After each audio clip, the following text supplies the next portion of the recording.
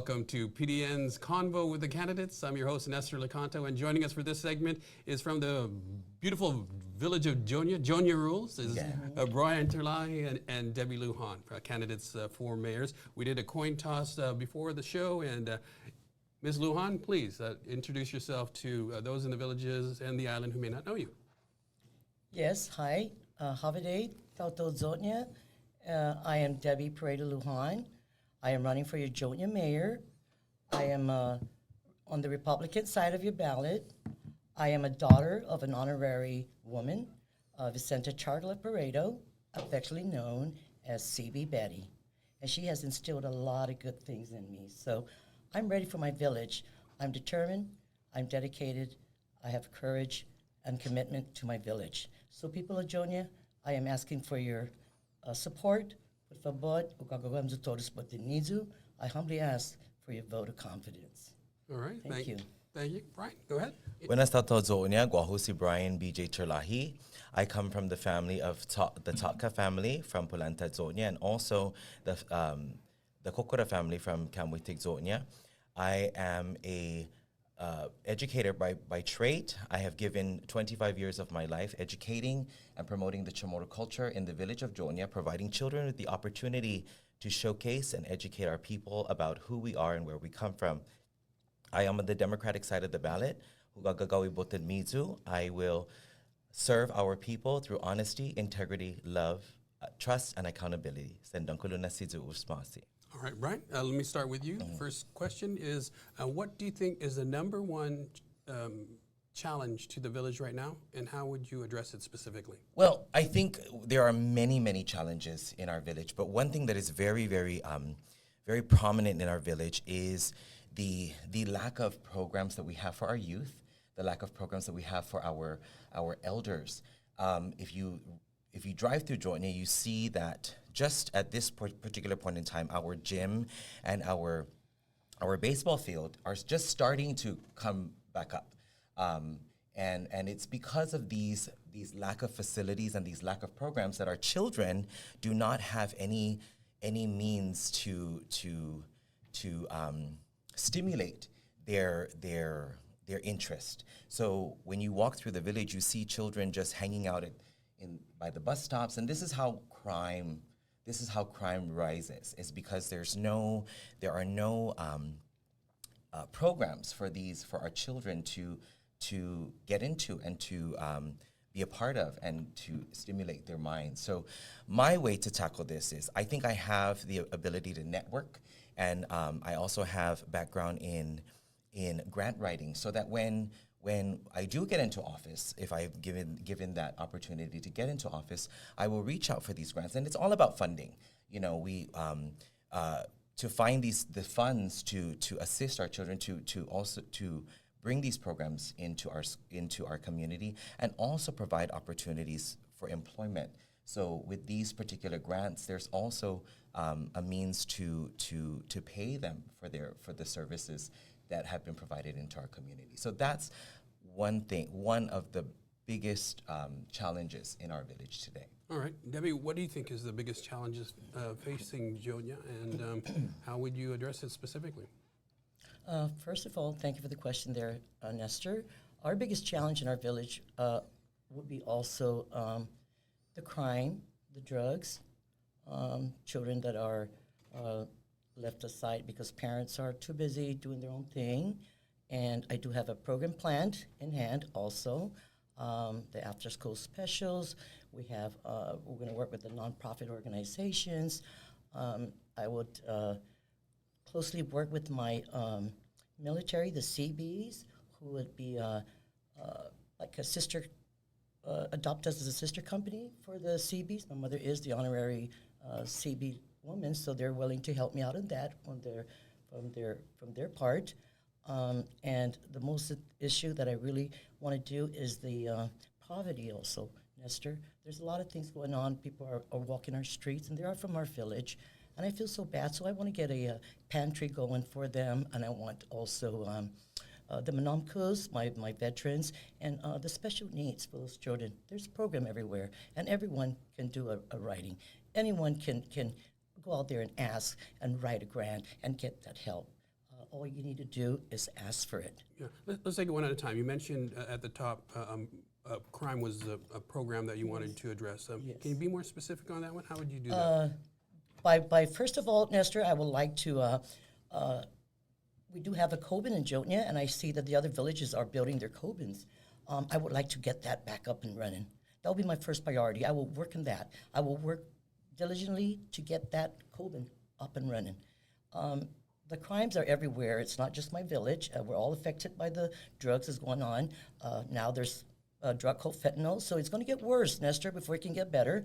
And I just want to make sure that if I can get more policing around my village, or more of our neighborhood watch, not just in one area, but in every cracks and crims of every block in my village, somebody will be held responsible to look out for one another. So that's another way of doing things for my village. But most especially, I would like to bring my Coben back up.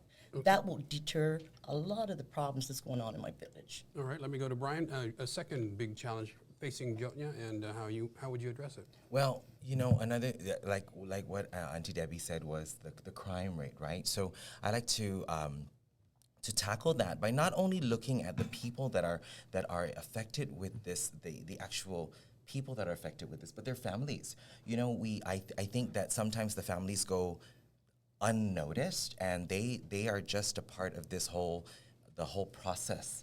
And I think that if we find the funding, that we can get the families involved as to how to deal with these certain issues, right? And then also, I have a plan to provide what is called home for the homeless. What I would love to do is identify an area in our village to where these young individuals or these individuals have the opportunity to change their lives, but also have the opportunity to look further. Because a lot of the times when you are identified as an addict, you know, sometimes if you feel like that's the end of the road for you. But I think Jona is such a resilient village, and I want to provide that opportunity for our people to feel that it's not the end of the road here, but we need to move forward. And I think that because family is such a big concept and a big principle in our island, I think that we also should help the families and tackle that to educate them as to how to help their significant loved ones. Right, Debbie, got a couple of minutes left, so tell me about your top two challenge facing the village and how you would address that. My top two, my first one, like I said, Nestor, is the crime rate. And secondly, the poverty. I would like to really work on those. Those are two things that are affecting my village and the people in it. Because, of course, when you see people walking streets, you get worried. It's late at night. You got some minors running around still. You got all the other guys that are, you know, just trying to roam around, trying to figure out what to do. I really want to help them out. I really don't want them to be out there on their own thinking they have nothing or nowhere to go. I would make a program for them. There will be a program for those in need. I would bring back the after schools for the children. I will bring back for the jobs, you know, for their to better themselves, maybe come back and then live another chance to live another world. Get them to give them some kind of incentive to have them be somebody in my village. I don't want them to walk around feeling that people are looking down at them, because they're just as human as we are. Sure. And nobody deserves to be looked at or talked about, or, you know, any of that shouldn't be done in my village, because we are all one village.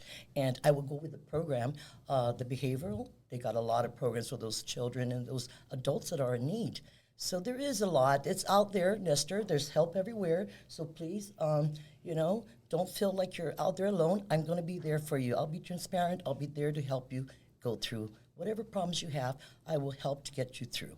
I will help the needies. All right, we're going to take a quick break, and we will be back with our discussion with Jona mayoral candidates, Debbie Lujan and Brian Terlahi, right after this break.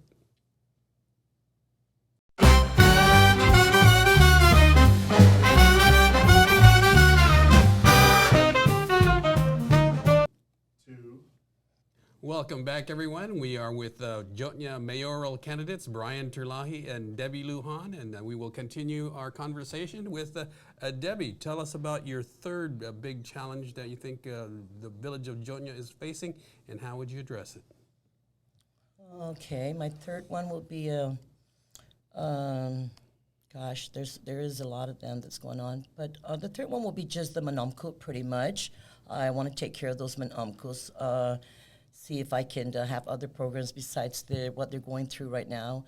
I know they love their bingos and all that goes on, but I think they should be a little bit more of excitement, like maybe get them to do the sustainable growth for that plantation that one lady had done it was the sustainable to grow some plants and maybe make them be part of that, because they have a pretty big backyard at our senior citizens up in Windward Hills, and maybe we can have our grandmas and aunties out there putting some seats down and watching their plants grow. That was one of my special things, because I went down there and I enjoyed it with them. I played the bingo with them and omkos, and I just realize, hey, we need to get them to get up and move around and, shake some booty, because, when you sit down all day long and that's all you want to do, it's okay, and they love it, but I want to give them something to do. I want them to do more stuff like planting and going out and catching the sun and exercising, for that matter, just a brisk walk around the building, whatever it may be. I want to take care of the Manamko. I want to take care of my veterans, the ones that don't know yet where to go. We have numbers that you can reach to help you get through with all the accessibilities that can be covered by them. They may qualify for it. And so those are things that I'm concerned, because some of them aren't aware of all the programs that they do have that can help them. And most especially our children with special needs. I think that's very important, Nestor. We do have a lot of children that are in school that are, that have special needs. I want to have a little area for them to feel like they have their own area where, they don't get hurt, or more safety for the special needs children. Yeah, for the Manamko in particular, what is the big issues facing them? If you were asked, if you were to ask someone, an elderly person from Jotnya right now, what would be their top concern? What would it be, do you think? I think it'd still be, truthfully, I would believe it would still be the crime that goes on around our village. It's still going to come down, and it's still going to boil down to what's going on, the robbery, the home invasions, whatever things that are going on in this island does touch each and every one of us in every village. So I think a lot of that still will deal down with, it will still come down to crimes and drugs usage. And how would you reassure them that you're going to tackle that for them? Like I said, Nestor, from the beginning, that Coben will help me out, truthfully, almost 100%. Once they're there, that crime's going to come down. It happened before, and it can happen again. I will bring that Coben back. I've got all the other mayors are bringing theirs up. Building, I got mine built. I just need to get it running. Yeah, and Coban, for those that might not be familiar, is the old police substation. It's a police substation within the villages. And I would always have those police because we are entitled to that. I remember Mr. Charfus, because he's an ex-police officer, a retiree, I'm sorry, but he says we're entitled to them doing a round of a check 24 hours, sure, each day. So I want the Coben back, Nestor, and that will curb a lot of the problems that I have in my village. And I seriously would work so hard, diligently, just to get that Coben going, because I know that a lot of nonprofit will try and help me get that thing moving, because it's important for everyone in our village. All right, Brian, your top third challenge that's facing Jotnya? Well, there's a lot of challenges again, but I think that I would say that one of a third challenge that I would choose would be the beautification of Jotnya. Jotnya we are on top of the island. You know what I mean? We are on the hill, and so you have to pass through Jotnya in order for you to get to the south. And so I think that the beautification, and it ties into all of our landmarks, right? So we have like Tagatang Beach, we have the Menengun Memorial, we have these historical landmarks, and they're also gems. But I think that it really boils down to the staff and the amount of work that they are bombarded with. Jona is, although it's such a beautiful village, is also a huge village, and so in a matter of mass of land. And so once the staff tackles one part of the village, by the time they get to the end of the village, the grass is growing on one side. So one way to tackle that is I plan to subcontract a business. That way they can focus on the main roads of the village, and then the staff can go in and assist personally with the residents of the village. I think that's one way. It may not be the only way, but that's one way. With Tagachang Beach and with the Manamko, I truly agree that our Manamko need to get it. When I was growing up, going to school, I remember the Manamko. My grandmother, my uncles would come and they would sing to the children, and I think that type of tradition is being lost. And so with Tagachang Beach, I plan to turn that into a cultural village, or a cultural center, to where we can provide apprenticeship programs where our elders can teach our children through after-school programs, to teach our children the traditions of our people, and then also create sustainability. As an educator at John F. Kennedy High School, I was able to network with people from the Philippines, with Benguet State University, to where their focus is on agriculture. So there's no stopping us in connecting with the University of Guam, connecting with Benguet State University, and bringing these people to educate ourselves, our community, as how to be a sustainable village through agriculture, and then also make Tagachang be a sustainable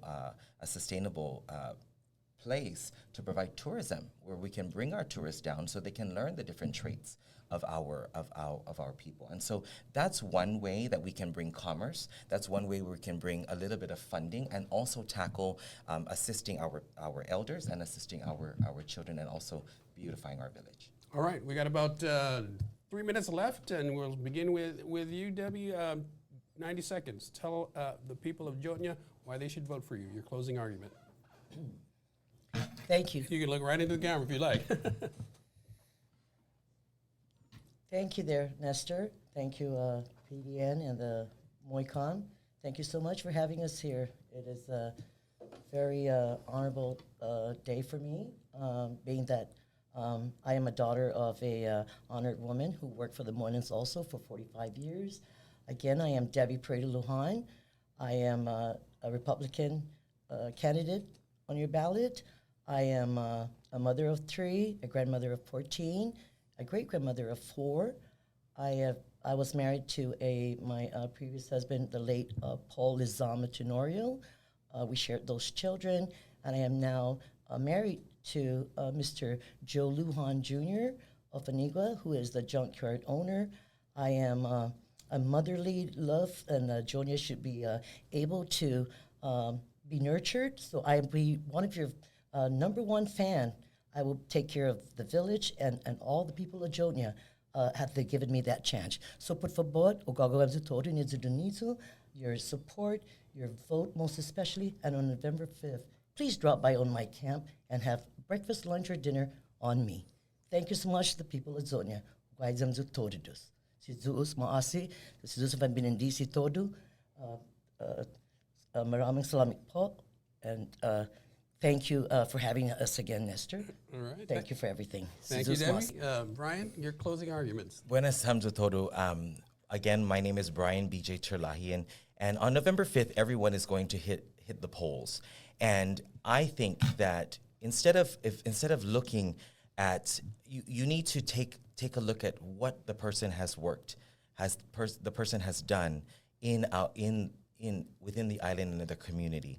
I have been an educator for 20 years. I have been educating our children through language cultural preservation in the beautiful village of Jona for 25 years. I've dedicated my life's work to the preservation, promotion, and education of our indigenous language and culture. But that is just one of my many assets I will bring to the table. I work directly with our elders, I work directly with our children, I work directly with businesses, and I will bring this to the table. within my campaign, I believe in the principles of the late Senator Angel Santos and the late Senator and Mayor Jose Pito Tovis Trelahi. Through honesty, integrity, trust, and accountability, I will bring that to the table. We need to bring new ideas. We need to bring new concepts, and we need to liven up our people. We need to rise Jona. So this coming November 5th, I humbly ask for your vote. Brian B.J. Trelahi on the Democratic side of the ballot. Sendonkulu na sizu usmasi and sizu sinfen binindisi. All right, Brian Terlai and Debbie Lujan, your mayoral candidates for the Village of Jona. I'm Nestor Lecanto. Thanks for watching, everyone. We'll see you again next time. Sizu usmasi. Masi, adios. That was muy